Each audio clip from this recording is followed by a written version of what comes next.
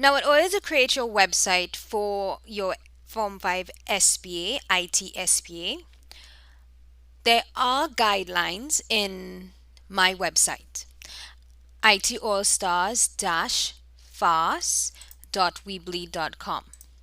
When you go to that website, you'll see the Form 5 SBA tab,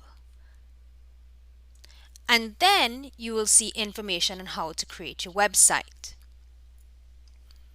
So we are going to create our website in Weebly, weebly.com. So after you go to Weebly, you're going to sign up using the initials of the group members, one reliable group member's email address, and create a password that everyone in the group will remember. So you may need to take note of the information. Then you're going to create the website itself. So when you go to Weebly, once you sign in, they're going to ask what kind of website you would like to create. Do you just need a website or one with an online store? Obviously, we just need a website. When you click on that, you will see a lot of themes. You can go through any one of them, check out one, and you'll be able to preview the theme to see if you want to use this theme. If you don't want to use this, click on the X to look at the other themes available. Once you've found one that you like, click on Start Editing.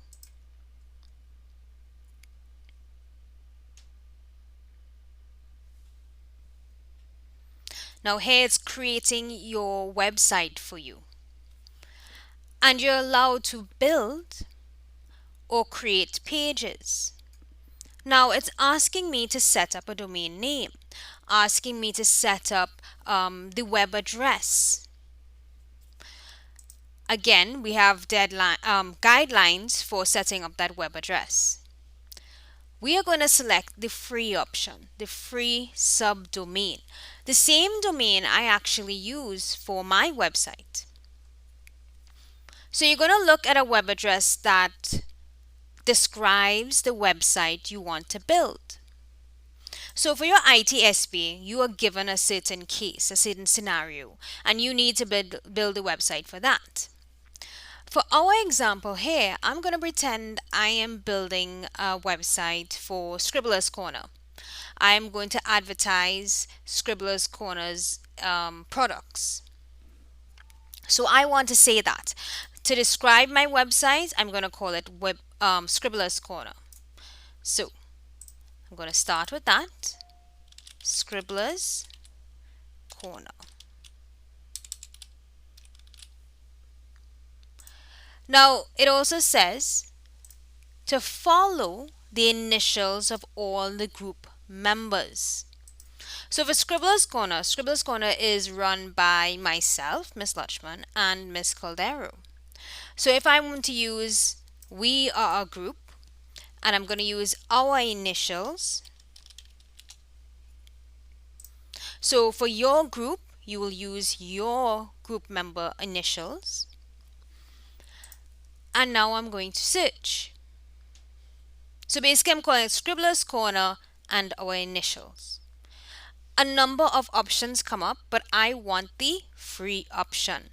The free option is called a subdomain. Free, if you read, subdomain, free with Weebly. So I'm going to choose this one that says Scribbler's Corner initials.weebly.com. I'm going to choose that, and we are done. Now, I can, if you notice, I can click on different options and I'm allowed to change it. So this is text. I can insert some other text if I wish. And it says click here to edit.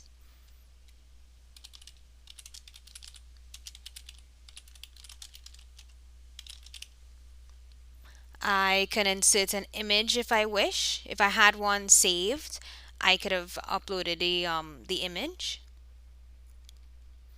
I can include a YouTube video if I want. So there are different options here.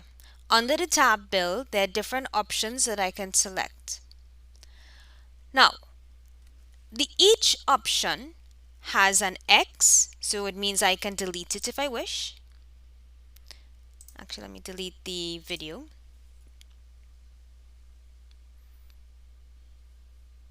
I have the option of moving if I want. So there is the bar to the middle, and when your cursor is over it, you see 4 arrows, and I can move it wherever I wish. You'll see when you're moving, it turns into a line. So you just look at the line and you know it's being moved. Then I can add or delete pages. So this web theme that I chose has a number of pages here. It has home, it has services, it has about, it has news, and contact. So this is my navigation, my menu. So I can choose how many pages I want. I don't need the news one, so I'm going to get rid of the news one. So if you notice, I clicked on Pages tab. All the pages came up to the left side. I don't want news, so I'm going to click on News.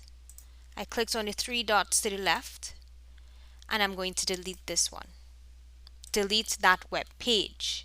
If you remember, a website consists of many web pages. So now our website consists of 4 web pages. I can delete another one. Or let's say I want to add one. I click on the plus sign, standard page, and I can type in a name for the new web page and click done. When I do that, that new name appears in my navigation, in my menu for the web page.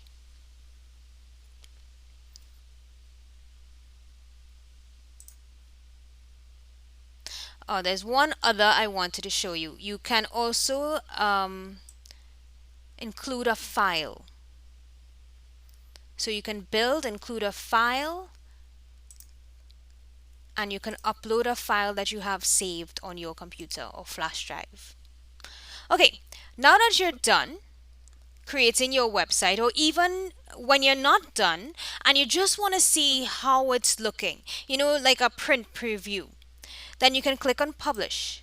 Once you click Publish, it means anyone knowing this web address will see the website. So let's see what it looks like. Now, I didn't make many changes, so it's basically going to look the same. But you do see that the name for the new web page appears in the navigation, and the home page, I added text here, and I added a file to one of the pages as well, although I didn't actually upload any file, so that would not appear as yet. Right, so that's how you see it in Publish.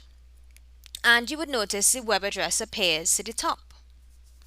Now, in order to submit this web page to with your SBA, to submit it to CXC, you need to copy this web address and place it into a Word document.